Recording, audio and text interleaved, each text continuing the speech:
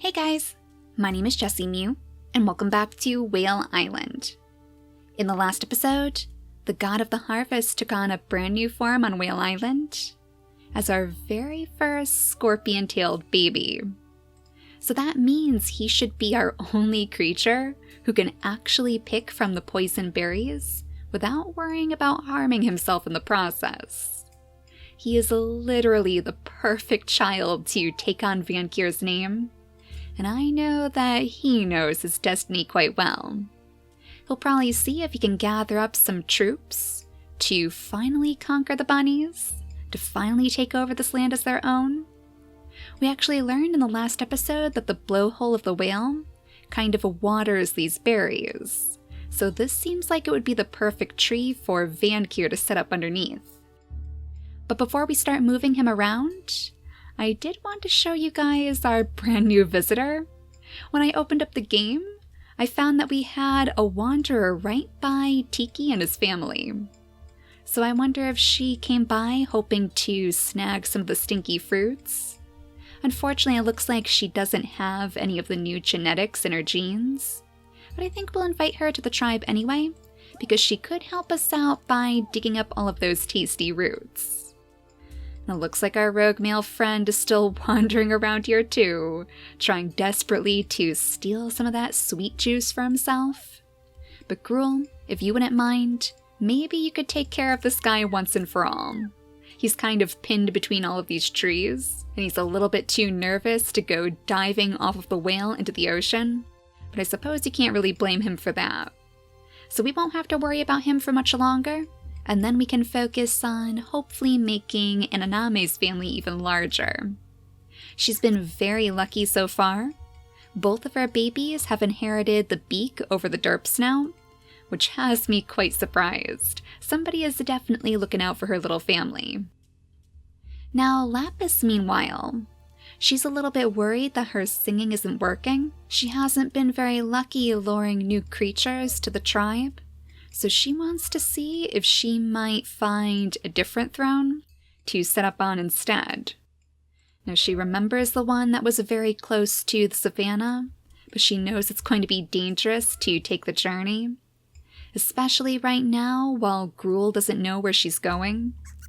He is her very dutiful guard, but she knows that if she let him in on her plans, he would tell her to stay put. There is no way that he would allow her to get so close to that dangerous territory again. She's lucky that Freckles is a little more willing. I'm sure she was reluctant to leave all of her acorns behind, but at least it's still very close to that safe oak tree, so she should be able to keep watch over Lapis while she still picks up all of those tasty morsels. And now we should be ready to return to Vankir again, and have he and his mother start making their way toward the tree over the blowhole. So I think Eclipse could probably help him. Eclipse is Vankir's older brother, and he's very sneaky, so he's the perfect creature to trick the bunnies. Maybe Vankir could even send him out on scouting missions to try to figure out where all of those burrows are. Then we'll know exactly where the worst of our bunny invasion is taking place.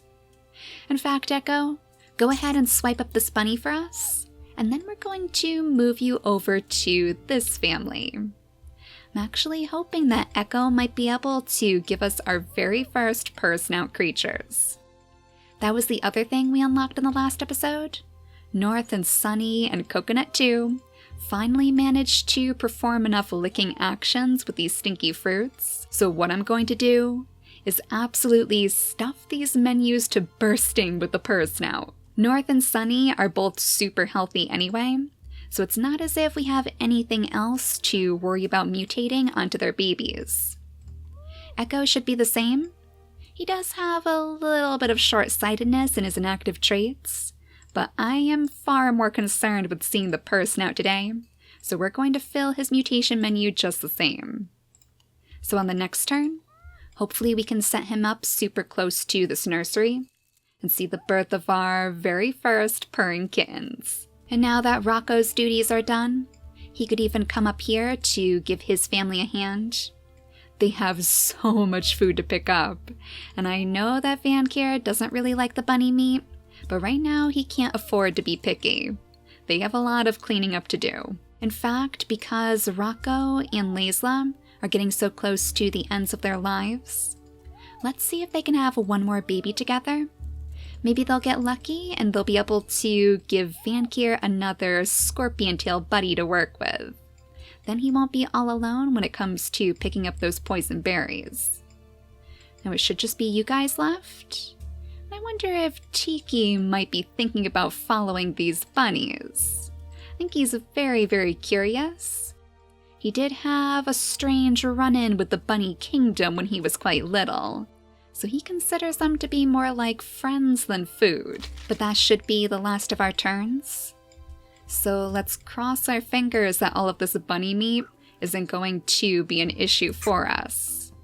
Hopefully it's not going to catch the attention of any berryinas in the grass. So far so good. It looks like even our rogue male has passed away, right on top of the bunny burrow too. I wonder if that's going to stop the bunnies from spawning for now. I'd imagine that bones on your doorstep would be rather unnerving, even for a bunny. But I think we were lucky again. Yes, it looks like this little baby has a scorpion tail too.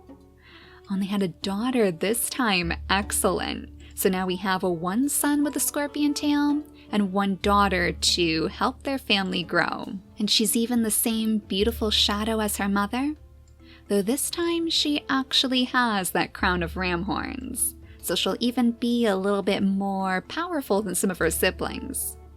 But the next name on my list is Nebula, so welcome to our tribe. And I'm sure you will do a very good job serving beneath your brother Vankir. So on some of the last of his days, Rocco is going to spend most of his time picking up all of this meat in the area, all of the acorns too. We'll have Laisla scoot her way over here, so she's still right next to her newest little baby. It looks like there's a root that she could try to dig up on this side, so we'll scoot her a bit closer to that one too. I do like how our scorpions are growing so close to our Purr snouts. I feel like their families would really benefit by building an alliance, but I suppose that all depends if the Purr snout is actually mutated on their babies. So let's see if we can get to work on that next. We'll bring Echo right over here, so he can be right in between the nurseries, and we'll have him breed with both Sunny and North. So now we have 2 chances to potentially see that Purr snout on one of our babies. We might as well set him up for a more permanent home on the stump. That way he could sing out just like his sister Lapis. And speaking of which, let's make sure that she's not drawing any unwanted attention from deep within that grass. So far so good.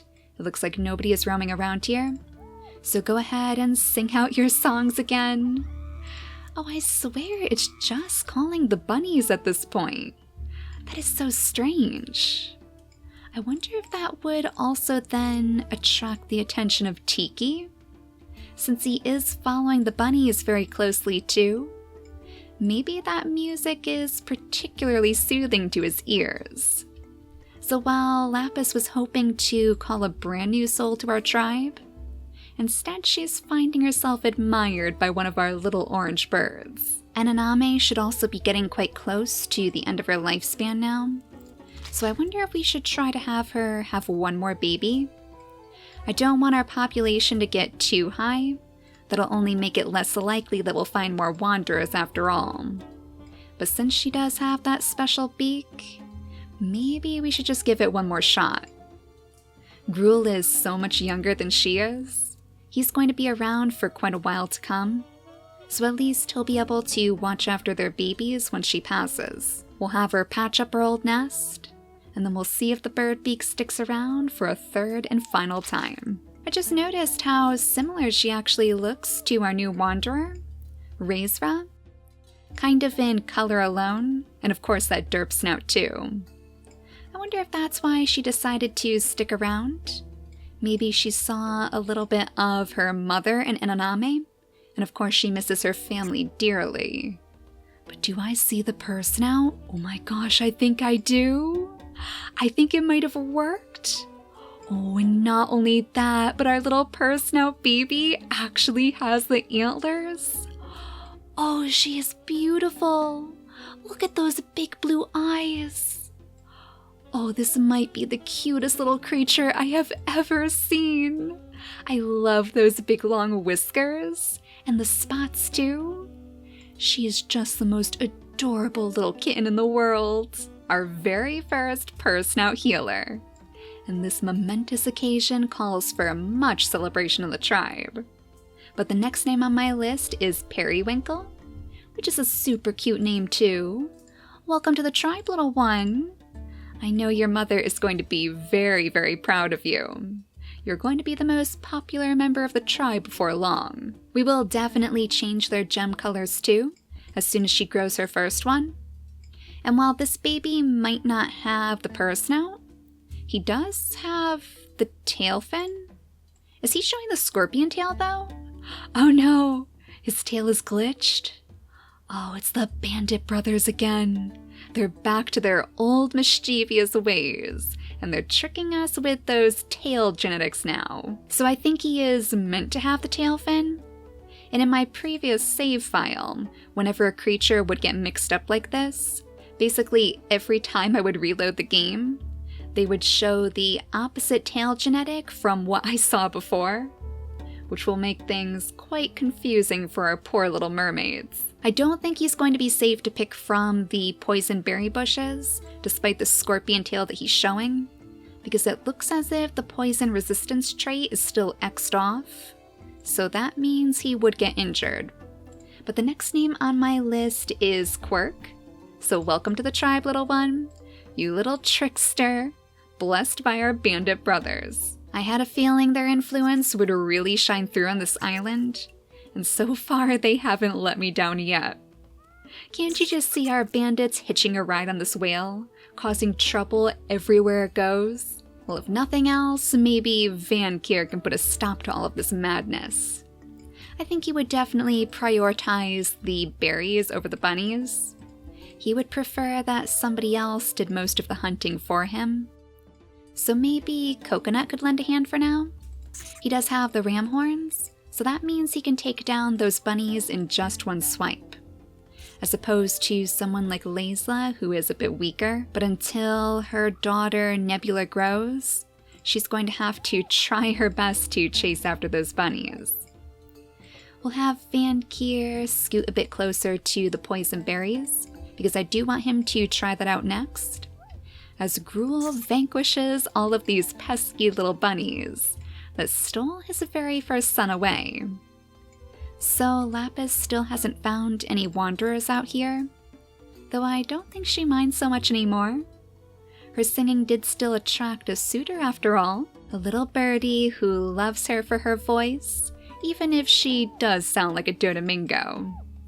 So let's see if we can set up their mutation menus, so they should be able to have a healthy baby together. We'll want to fix that blind eye situation, so our birds don't end up inheriting that instead. And it looks like Tiki might even have the tail fin in his inactive traits. So maybe we'll want to see if we can pull that out of his genetics a little more effectively. Oh, it looks like... Is the tail fin not available anymore? Oh, look at that! You need to perform 100 swimming actions to unlock the tail fin now, which we certainly haven't done, because unfortunately there is no water that we can actually use on Whale Island. Well, I guess it's a good thing that we got the mermaid tail into our genetics before it disappeared. So we'll just have to cross our fingers that we'll see it on all of his babies. I guess that's a good opportunity to mess around with the colors a bit. I would love for our mermaid line to be very, very bright and vivid.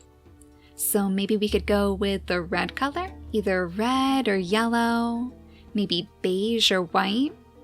I'm sure all of those combinations would make for some pretty interesting babies. So let me know which colors you think I should put into Tiki's slots, and we'll alter that for their babies in the next episode. But for now, this should offer them healthy enough babies as it is. So once we have enough nesting material, we can build the nest on the throne. But for now, Lapis is going to have to make use of these nurseries again. It's been a long time since any of our creatures last used these nests, so I'm sure it feels quite nostalgic. Now Tiki knows he's not suited to take on the throne, so instead let's bring him over here so we can light up a little bit more of the grass around his mate and around their new baby. And Freckles can go back to what she loves the most, picking up all of those delicious acorns for the future children, as the bunnies come out to say hello to their new baby too. I think the bunnies are just as excited as they are. Oh, we can't forget about this baby. Oh, unfortunately he doesn't have the beak in his genetics, but he does still have that peacock tail, which should balance out the derp snout's distasteful appearance if we can weasel it into their family. But whether he has the beak or not, those little strawberry stripes are still very pretty. He actually looks like he might be a little chocolate-dipped strawberry himself, even with the green eyes to match. So the next name on my list is Lee. Welcome to our tribe, little one. We'll see if maybe you can help your family pick all of these delicious stinky fruits. I think Mango probably enjoys that job the most right now. It's nice that we don't have to worry about licking off the stinky juices anymore either. It's not as though we have any apes out here to deal with, so I don't think it should attract the attention of any predators. There aren't really any roots for you to dig up though, so we might have to send Razra out exploring, and Aname can then spend her final day just basking in the sun with their family, spending time with their brand new little baby. And maybe she could pack up this nest for us too. It's not as though they're going to need to use it after she's gone, so somebody else, some other lucky family, can set that up for their babies instead. Now I know your part of the tribe is celebrating their success right now, but maybe you would like to see if your songs would be any more successful than your sisters'. Well, they do still draw the attention of the bunnies quite well, so I guess I'll give you that, but it's not quite what we were hoping to see. Still no wings fluttering through our skies, despite our mermaid's hopes. So for now, we'll just skip the day, and we'll go right on back to Lapis to see what her very first little baby is going to look like. Oh my goodness! He looks like a little tiger! And he does have the mermaid tail too, that lovely tail fin.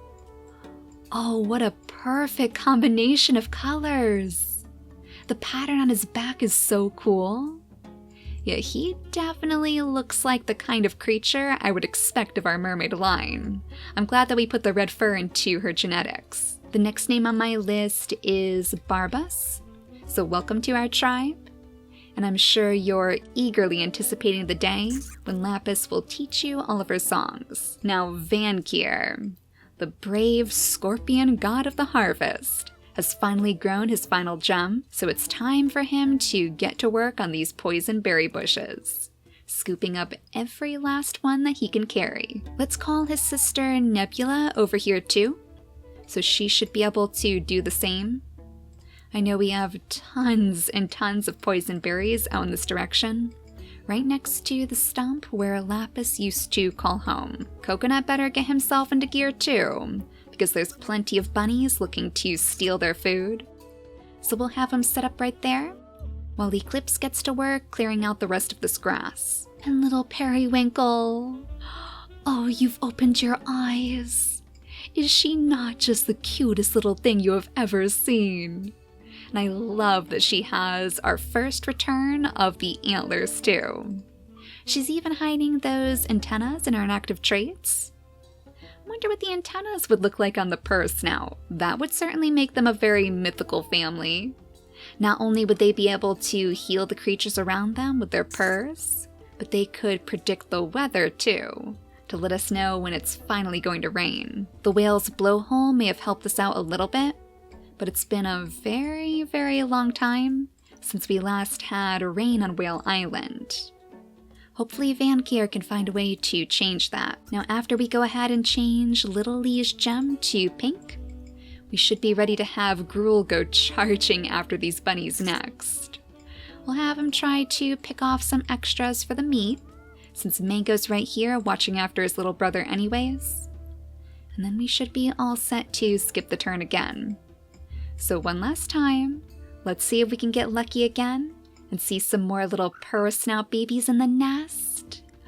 Oh, North, you are so lucky. It seems like she is going to be the official mother of all of our Purr snouts. Oh, and it's another sweet little daughter again. She is so cute that I think my heart is actually melting.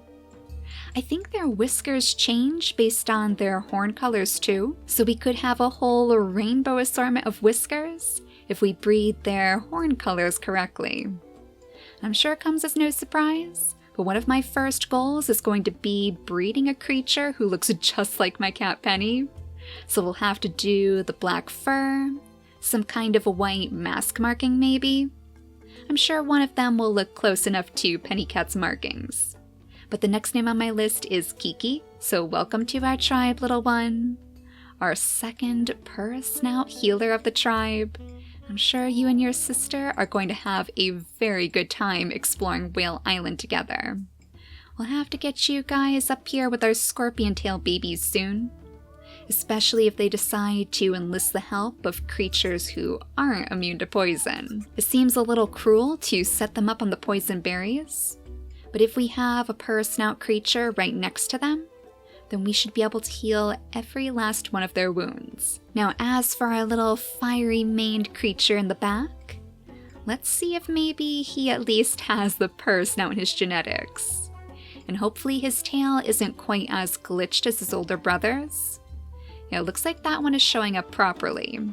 So you might not be a little trickster, but your fiery mane makes me think you'll be quite mischievous anyways. The next name on my list is actually Ducky, which is such an adorable name.